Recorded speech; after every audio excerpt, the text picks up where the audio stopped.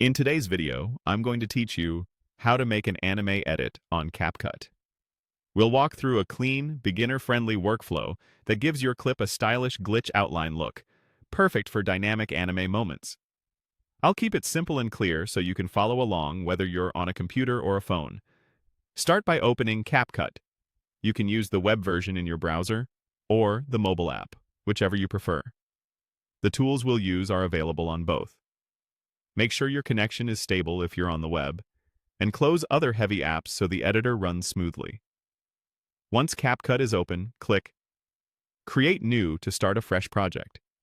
This gives you a blank timeline where you'll do all your editing. If you see a workspace with multiple tabs, you're in the right place.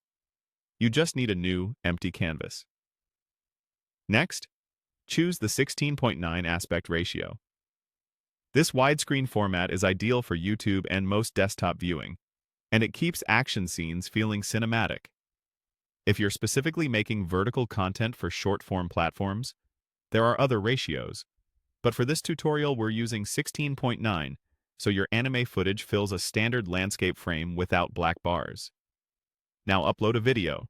Bring in your anime clip by selecting it from your files or dragging it into the media area, then place it on the timeline.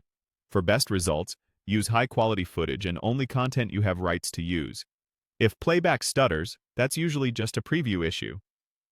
The original quality is preserved.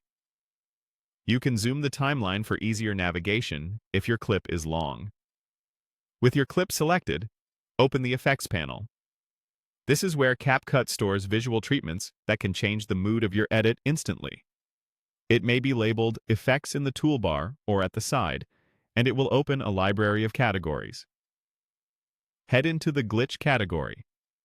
Glitch effects add movement, digital distortion, and energy, which pair really well with fast cuts and impact frames common in anime scenes. Browse until you find the look we want today. Choose Outline Echo.